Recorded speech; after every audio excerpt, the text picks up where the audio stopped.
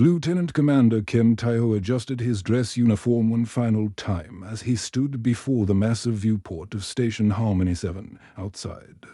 The swirling nebula painted the cosmos in brilliant purples and golds, while hundreds of ships from dozens of species had gathered to witness this moment. His hands trembled slightly, not from fear, but from the weight of history pressing down on his shoulders. "Breathe, my friend," whispered Captain Lee Min-ho, his best man, patting him on the back. "You're about to make history." The orbital station ceremony hall was unlike anything ever seen before. Crystal formations from the Altarian homeworld created a natural cathedral that seemed to sing with harmonic frequencies. The walls themselves pulsed with a gentle bioluminescence that responded to emotions currently glowing warm ember from the collective joy of the assembled guests. Human diplomats sat alongside towering Altarian nobles, their crystalline skin reflecting the station's lights like living prisms. Taiho's heart hammered as the ceremonial music began, a haunting blend of human orchestral pieces and Altarian quantum resonance that seemed to vibrate through his very bones. The massive doors at the far end of the hall began to part with a soft hiss, releasing a cloud of flower petals that floated in the station's low gravity like tiny dancers. Then he saw her. Jinny moved through the assembled crowd like starlight given form. Her wedding gown was a masterpiece of both cultures, flowing white silk embedded with Altarian biocrystals that pulsed gently with her heartbeat. Her dark hair was adorned with a crown of living light flowers that only bloomed in zero gravity, their petals shifting through the spectrum as she walked. Behind her flowed a train that seemed to capture and reflect the nebula outside, making her appear as if she were walking through space itself. The crowd rose as one. A sea of beings from across the galaxy united in this moment. Human children who had never seen an Altarian outside of Holovids pressed their faces against the viewing barriers, while ancient Altaria and elders who remembered the first contact wars stood with tears of liquid crystal streaming down their faces. But it was Admiral Park Sujin who commanded Taiho's attention as she walked beside her daughter, the woman who had risked everything to broker peace between their species, who had lost half her fleet defending Altarian colonies from the Void Hunters, who had literally written the book on interspecies diplomacy. Her dress uniform bore medals from 5 different galactic governments, and her silver hair was arranged in the traditional Korean style that had become a symbol of human dignity across known space. As they reached the altar, Jinny's bioluminescent patterns flowed across her skin in waves of joy. She took Taiho's hands, and he felt the familiar tingle of her telepathic touch brushing against his mind, a gentle whisper of love and excitement that made his heart soar. The ceremony began with the traditional Altarian greeting to the cosmos. As Veltar, the council representative, raised his arms to the stars visible through the transparent dome above them. His crystalline form caught and refracted the nebula's light, creating rainbow patterns that danced across the assembled crowd. When he spoke, his words resonated not just through the air, but directly into the minds of every being present. "We gather beneath the eternal stars to witness the joining of 2 souls, 2 species, 2 futures," his telepathic voice proclaimed. "Let the universe itself bear witness to this union."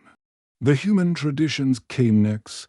Taiho's father, a grizzled spaceman who had fought in 3 wars, stepped forward to offer the blessing of strength. His voice cracked with emotion as he spoke of his son's courage in loving beyond the boundaries of species and tradition. Then came the moment everyone had been waiting for. Admiral Sujin moved forward, her ceremonial robes rustling softly in the recycled air. She carried with her the ancient wedding cup that had been in her family for 8 generations. The same cup that had blessed her own marriage to Jinny's father before he died defending Earth's outer colonies. The hall fell silent as she raised the cup, her voice clear and strong as she began the traditional Korean blessing that would bind The couple not just to each other, but to the long line of ancestors who had dreamed of peace among the stars. But then Veltar's crystalline hand shot up, freezing the moment like a photograph. The bioluminescent wall suddenly shifted to harsh red, responding to his sudden spike of emotion. His telepathic voice boomed through the hall with such force that several humans winced and pressed H. Our hands to their temples. Halt! This primitive cannot participate in our sacred ceremony. Her crude rituals will contaminate the purity of this joining. Remove her immediately. The silence that followed was deafening. Even the station's environmental systems seemed to hold their breath. Taiho watched in horror as his mother-in-law's face transformed, the strength and dignity draining away like air from a ruptured hole. Her hands trembled as she lowered the ancestral cup, the weight of 8 generations of tradition suddenly too heavy to bear. Janae's bioluminescent patterns flared bright white with shock and anger, but the ancient Eltarian customs bound her as surely as gravity itself. To interrupt the ceremony now would invalidate the entire union, potentially sparking another war between their species. Sujin looked once at her daughter, her eyes conveying a lifetime of love and sacrifice, then quietly gathered her ceremonial robes as she walked away, her footsteps echoing in the terrible silence. Taiho saw something die in Janae's glowing eyes. The wedding continued. But the joy had been sucked out of the room like oxygen through an airlock breach. The universe had witnessed this union, but it had also witnessed something far more tragic. The moment when prejudice and arrogance poisoned what should have been perfect love. The morning sun of New Altaria cast strange shadows through the biocrystal towers that stretched into the lavender sky. Taiho stood on the balcony of their home, watching the floating gardens drift lazily through the air currents between the massive structures. 5 years had passed since the terrible wedding day, and the pain still felt fresh every time he looked at his wife. Janae moved through their home like a ghost of her former self. The vibrant bioluminescent patterns that once danced across her skin now flickered weakly. Like dying stars, she tried to hide it, but Taiho noticed how she would pause sometimes, gripping the furniture as waves of exhaustion washed over her. The Altarian doctors claimed it was normal adjustment to married life, but Taiho knew better. Their son Hyanwu was the one bright spot in their lives. At 5 years old, he was already showing remarkable abilities that amazed even the Altarian scientists. Just yesterday, Taiho had watched his son communicate telepathically with the family's pet shimmer bird, while simultaneously explaining in perfect Korean why he didn't want to eat his vegetables. The boy's eyes would glow with soft golden light when he used his Altarian abilities, but his laugh was pure human joy. "Hopper, look what I can do," Hyanwu called out, running onto the balcony with his arms stretched wide. The child's hybrid nature allowed him to sense the magnetic fields that kept the floating gardens. Aloft, he jumped from the balcony, and instead of falling, he rode the invisible currents like a bird, giggling as he soared between the crystal towers. "Careful, little star," Taiho called, using the pet name that had stuck since Hyanwu's birth. But he couldn't help smiling as his son performed aerial loops that would have been impossible for either pure human or pure Altarian children. The integration centers across New Altaria were filled with children like Hyanwu. These massive facilities, built into the sides of living mountains, housed and educated the first generation of human Altarian hybrids. The children learned to control their telepathic abilities while still maintaining their human creativity and emotional depth. Advanced AI tutors worked alongside human teachers and Altarian mentors, creating learning experiences that adapted to each child's unique dual nature. But even in this paradise, Taiho felt the weight of loss.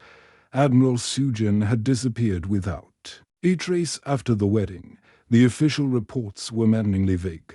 Retirement to a remote research facility. They said, classified location for security reasons. When Taiho tried to dig deeper, he hit walls of bureaucracy and military red tape that seemed designed to frustrate him. She's working on something important, Jin'e would say whenever he brought up her mother, but her glowing patterns would dim when she spoke, and Taiho suspected she knew more than she was letting on. The galaxy beyond New Alteria was changing in disturbing ways. Reports filtered in through the quantum communication networks of entire Alterian colonies going silent. At first, the news services reported technical difficulties or communication blackouts, but Taiho, with his military background, recognized the signs of something far worse. The plague had started on the Outer Rim colonies, places where Alterians had lived for thousands of years in perfect health. Their crystalline biology had made them virtually immortal. Their immune systems so advanced that disease was almost unknown. But now, something was cutting through their defenses like a plasma blade through tissue paper. Veltar himself had fallen ill 3 months ago.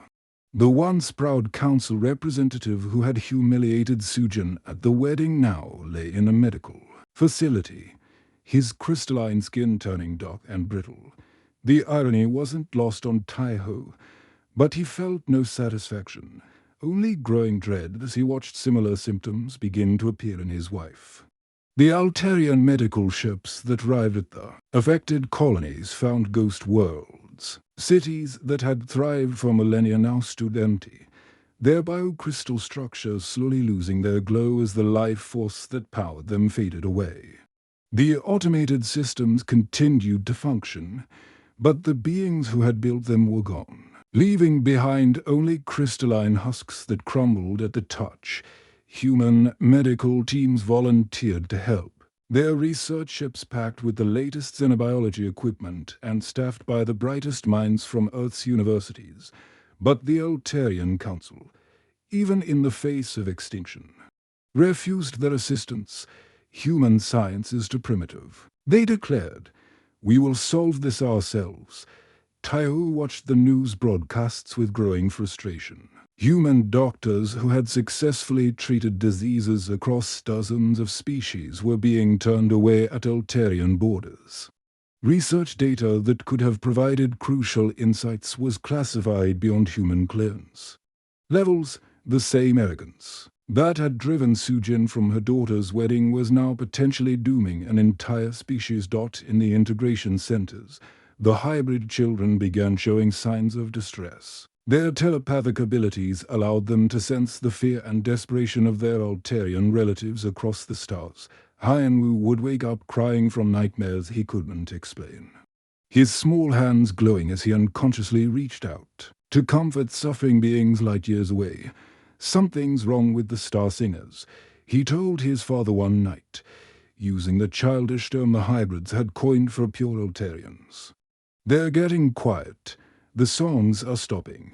Jin'e's condition worsened by the day. Her bioluminescent patterns, once bright enough to light their bedroom, now barely flickered. She moved slowly, carefully, as if each step required tremendous effort. The Alterian doctors prescribed rest and traditional treatments, but Taiho could see the fear in their glowing eyes. The truth was becoming undeniable.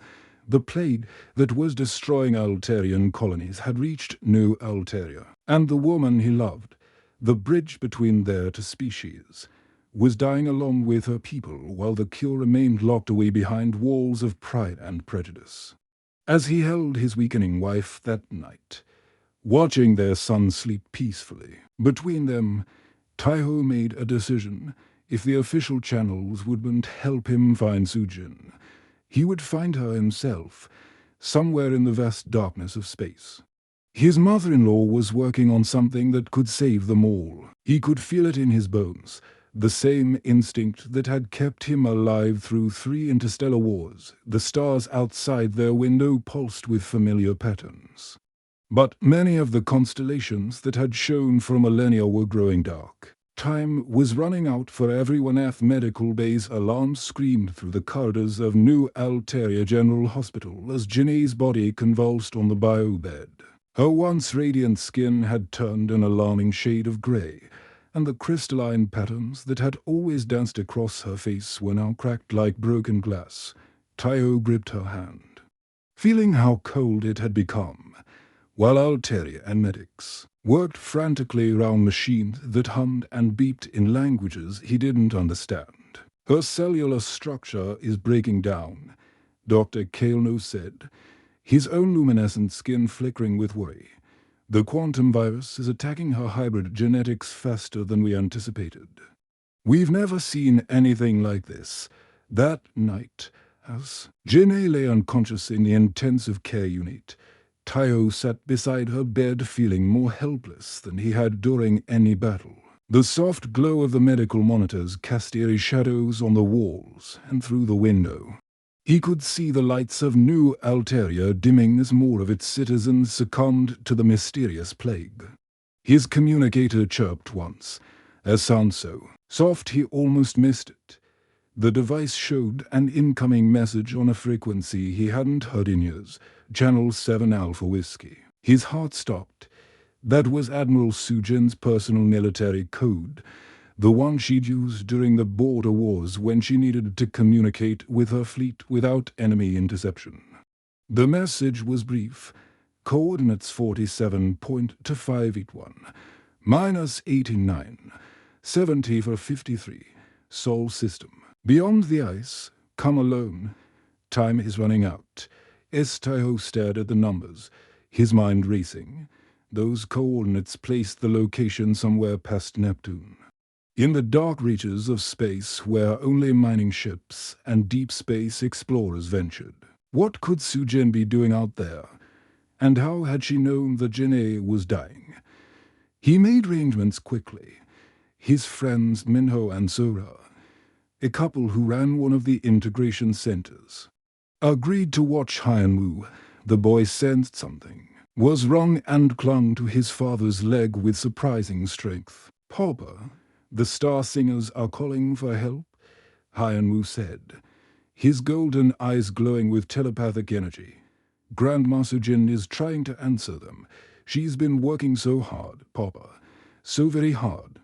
The journey to the coordinates took Taiho through some of the most dangerous space in the solar system. His ship, the Harmony's Edge, was a modified courier vessel he'd purchased after leaving the military.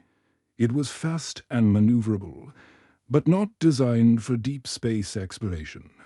As he passed through the asteroid belt, he had to dodge debris, fields, and navigate round mining operations that lit up the darkness like distant stars. Beyond Mars, space became a lonely place. The sun shrank to just another bright star, and the cold of the void seemed to seep through the ship's hull.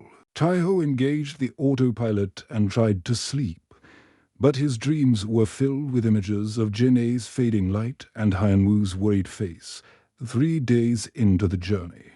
His sensors detected something impossible. Where the coordinates indicated empty space, there was a massive structure hiding in the shadow of a rogue asteroid. As he approached, stealth fields flickered and died, revealing a research complex that took his breath away. The facility was enormous, easily the size of a small city. Modular sections connected by sealed tubes created a web-like structure that seemed to grow organically from the asteroid's surface. Ships of various designs were docked to multiple bays, human vessels, Alterian bioships, and even some craft he couldn't identify. The whole complex pulsed with a soft blue light that reminded him of Janae's bioluminescence, Harmony's Edge. This is Deep Station Sanctuary. Came a familiar voice over the comm. Admiral Park Sujin requesting permission to come aboard. Taiho's hands shook as he piloted his ship into the docking bay. The artificial gravity kicked in as soon as he crossed the threshold, and he could see figures in environmental suits guiding him to a berth. When the airlock sealed and atmosphere flooded the bay, he practically ran to the exit. Sujin was waiting for him. and the sight of her made him stop in his tracks. She looked older, yes, but also more determined than he'd ever seen her. Her silver hair was pulled back in a practical bun, and she wore a simple jumpsuit marked with the insignia of the Interspecies Medical Research Division, a group Tayo had never heard of. "My boy," she said, embracing him tightly. "I knew this day would come. I just hoped we'd have more time. Admiral, what is this place? How did you know about Jin'ei?" Sujin led him through corridors lined with laboratories where humans and Altarians worked side by side through transparent walls. He could see complex experiments running on biosamples, quantum computers analyzing genetic sequences, and teams of researchers huddled around holographic displays showing viral structures. 5 years ago, when that arrogant fool Veltar humiliated me at your wedding, I made a decision, Sujin explained as they walked. I'd spent my career studying interspecies relations. But I'd also studied something else, the patterns of extinction. I knew that the Altarians' genetic perfection would eventually become their greatest weakness.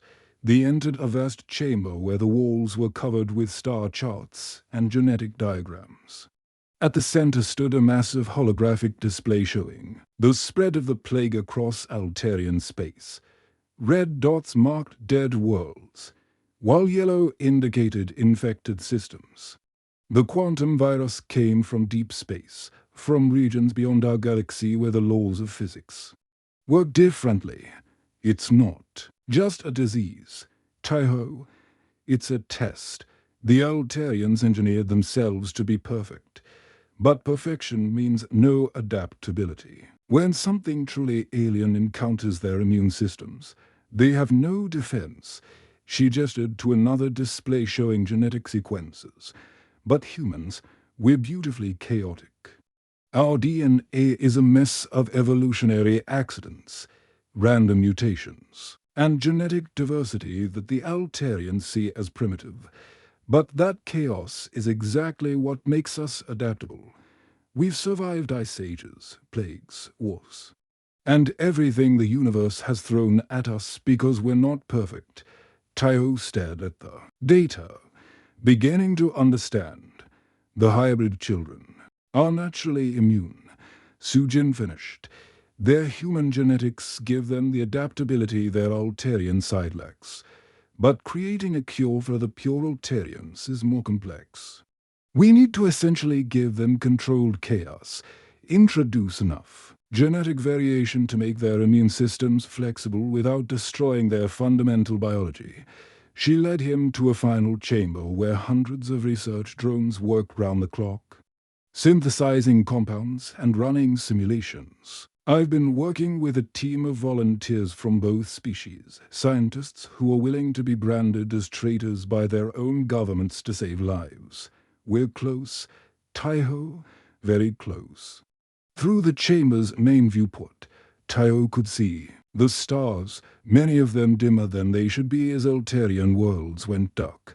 But here, in this hidden sanctuary, the combined brilliance of human ingenuity and Altarian technology was creating something unprecedented, a cure that could save an entire species. "Can you save Jin'ei?" he asked. His voice barely a whisper. Sujin smiled, and for the first time in years, he saw hope in her eyes. "My boy, I've been working on nothing else for 5 years. It's time to bring my daughter home." The laboratory aboard Deep Station Sanctuary hummed with activity. Sujin explained the breakthrough that could save the species. Holographic displays showed the genetic structure of the hybrid children, a beautiful chaos of human and Altarian DNA twisted together like a double helix made of starlight and shadow. "Look at this," Sujin said, pointing to a section of the genetic code that pulsed with golden light. "This is where human adaptability meets Altarian regeneration. The children's immune systems don't just fight the quantum virus, they learn from it, evolve with it, turn it into something harmless." Taiho studied the data. his heart racing as he understood the implications, but to create enough cure for billions of Altarians. We need genetic samples from every hybrid child in the galaxy, Sujin finished. It's not dangerous, just a simple blood draw and cellular scan. But it means reaching out to families across dozens of worlds, convincing them to trust us with their children's most precious gift. The communication ray crackled to life, and suddenly the laboratory filled with desperate voices from across Altarian space. Colony commanders reporting entire cities going dark, medical chiefs begging for any treatment, any hope, military leaders whose proud fleets were now floating graveyards. Their crews turned to crystal dust. Admiral Sujin, came a voice that made both Taiho and Sujin freeze. It was Veltar, the council representative who had humiliated her at the wedding. But now his telepathic voice was weak, barely a whisper in their minds. We need to speak with you, urgently. The main holoscreen flickered, and suddenly they were looking at the High Council chamber on Altaria Prime. But it was nothing like the magnificent hall Taiho remembered. The crystalline walls were cracked and dim. The floating platforms where council members once sat were mostly empty. Of the 12 High Council members, only 4 remained alive, their once brilliant forms now dull and brittle. Veltar struggled to stand, his crystalline skin covered in the dark veins that marked the plague's progression. Admiral Park. Sujin, he said, each word seeming to cause him pain.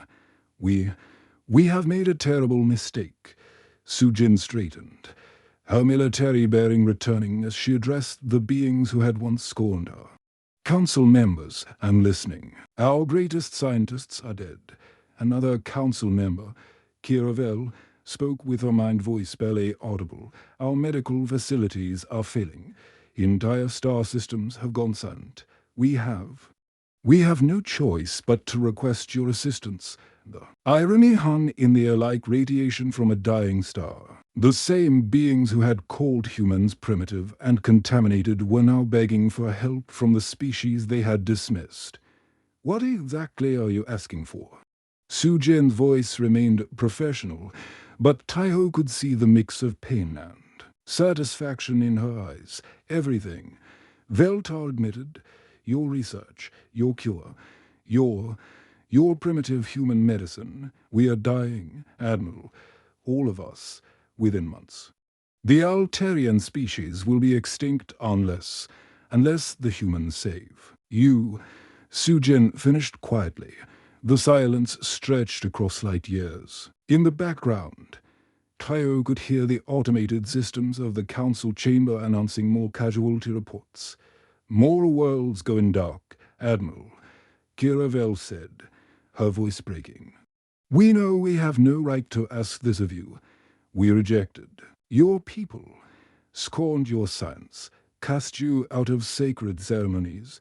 But we are asking anyway, not for ourselves, but for the children, for the future, for the idea that intelligence in this universe should not die because of our arrogance. Sujin walked to the viewport. Looking out at the stars, many of the constellations were dimmer now, their Altarian worlds dark and silent. When she turned back, her expression was resolved. The cure exists, she said simply, but it requires something unprecedented. Every human Altarian hybrid child in the galaxy must contribute genetic material. Their unique DNA is the key to creating enough serum to save your species. She activated another display showing the logistics of the operation. We're talking about mobilizing medical ships to hundreds of worlds, coordinating with integration centers across the galaxy, and processing genetic samples from over 50,000 hybrid children. It's the largest medical operation in galactic history.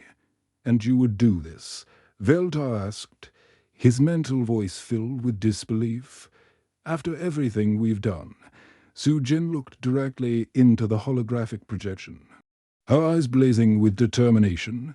Humanity offers this cure freely, not because we're superior, but because survival of intelligence in this universe is precious.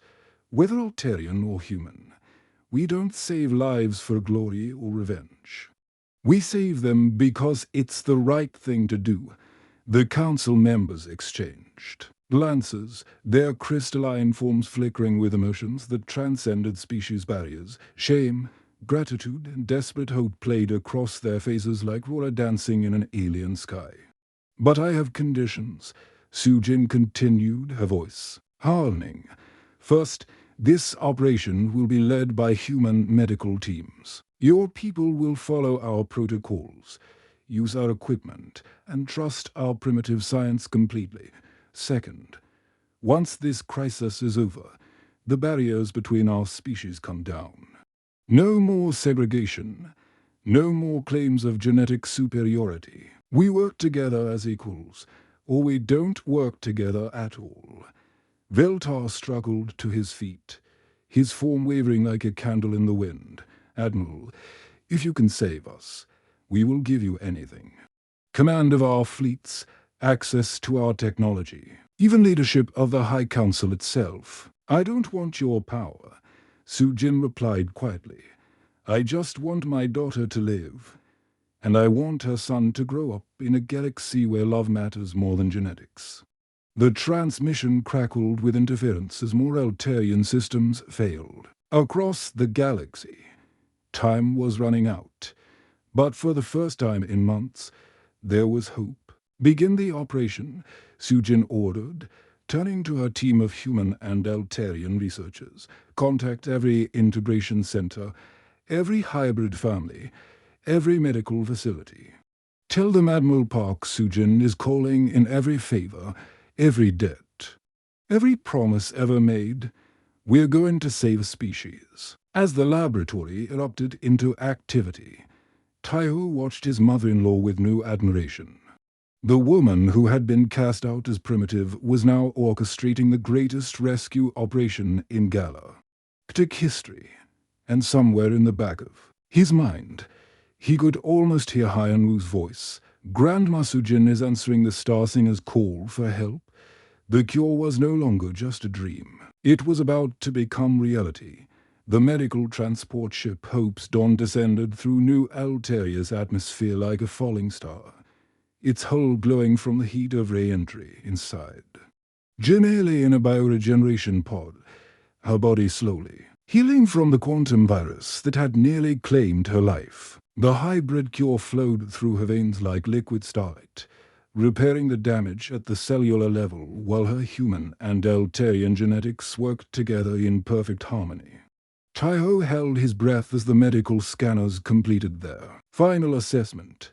Dr. Kalenose, the same Altarian physician who had once declared Jinne beyond help, now stared at the readings with wonder painted across his crystalline features. "Impossible," he whispered, his bioluminescent patterns flickering.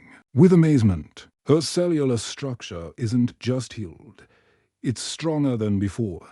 The cure didn't just save her life. It evolved her hybrid genetics to a new level." When Jinne opened her eyes, they blazed with a golden light that seemed to contain the wisdom of both species. Her skin glowed with patterns more complex and beautiful than any pure Altarian had ever displayed, while her smile carried the warmth and joy that only humans could express. "Hopper," Heinwu cried, rushing into the medical bay with his arms outstretched. "Mama's light is so bright now. She's like a star." Across the galaxy, similar scenes played out on hundreds of worlds. The cure had worked beyond anyone's wildest dreams.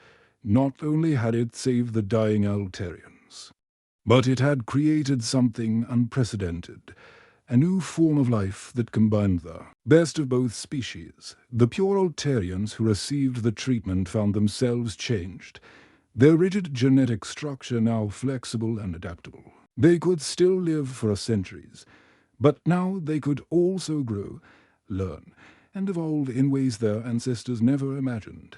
The integration centers were transformed overnight.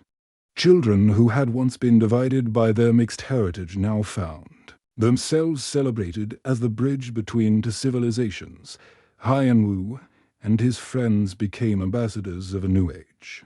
Their unique abilities allowing them to communicate with both species in ways that transcended language barriers. Look, Papa, Haiyan demonstrated, placing his hands on a dying crystal flower from the palace gardens. The plant's bioluminescence flickered back to life under his touch, but now it pulsed with new patterns that seemed to tell stories of both Earth's forests and Alteria's floating gardens.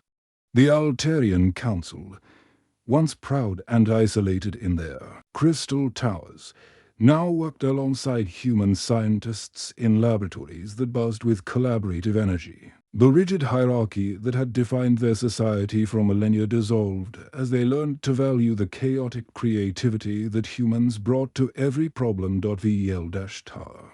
His own form now showing the subtle changes that the cure had brought to his species, spent his days working with human children in the integration centers. His crystalline skin had developed new patterns that seemed to shift and dance with emotions he had never felt before: humility, curiosity, and something that humans called wonder.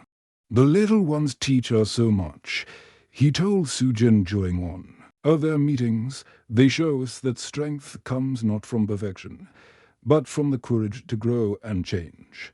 The invitation to the ceremony on New Earth arrived via quantum transmission, its message written in both human script and Altarian light patterns. The entire galaxy was invited to witness the formation of the new interstellar alliance, but everyone knew this was really about something much more personal.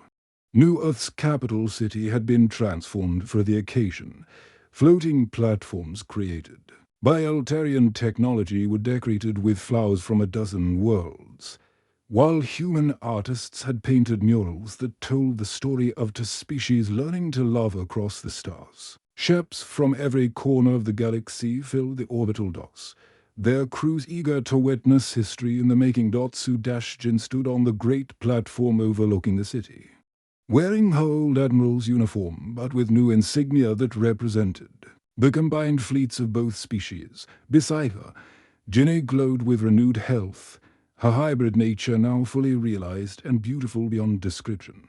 Haiyan played with other hybrid children, their laughter echoing across the platform as they demonstrated abilities that would have seemed impossible just months before.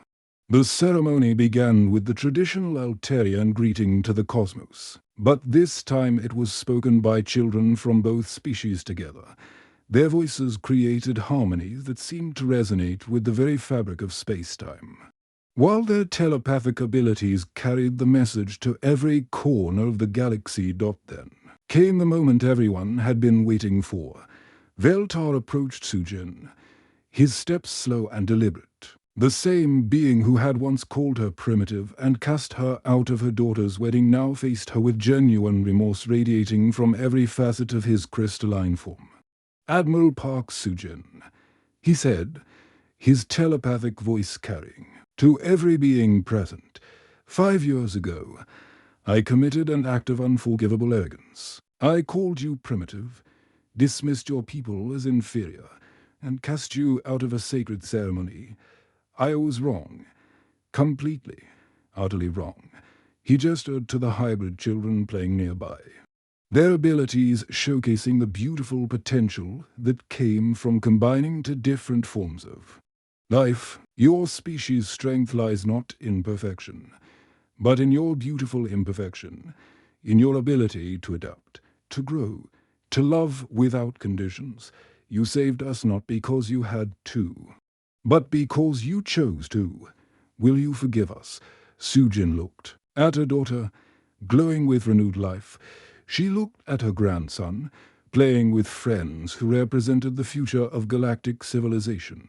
She looked at the thousands of beings from dozens of species who had gathered to witness this moment. "Veltar," she said quietly, "forgiveness was never the question. The question was always whether we could learn to build something better together." She took Haiyan small hand in hers, feeling the gentle warmth of his hybrid nature. "Admiral Park Sujin reporting for duty," she said with a smile that seemed to light up the entire platform. "There's still work to do, The crowd erupted. In celebration that transcended species barriers, Altarian light songs harmonized with human music, while hybrid children demonstrated abilities that painted the sky with living roar. Ships in orbit fired ceremonial salvos that created fireworks visible from the planet's surface. But the real celebration was quieter, more personal. It was Janae embracing her mother for the first time in 5 years. It was Taiho watching his son play with children who would grow up in a galaxy where love mattered more than genetics. It was to species learning that their differences weren't weaknesses to be overcome, but strengths to be celebrated. The Interstellar Alliance was born that day, but it was built on something more fundamental than treaties or trade agreements. It was built on the recognition that diversity, genetic, cultural, and intellectual, was the greatest strength any civilization could possess. As the twin suns of New Earth set over the celebration, painting the sky in colors that had never existed before the cure, Sujin held her grandson close and whispered, "The stars are singing a new song, little one, and it's more beautiful than any of us ever imagined." The galaxy had been saved. But more importantly, it had been transformed. The age of genetic superiority was over. The age of unity through diversity had begun. The ND.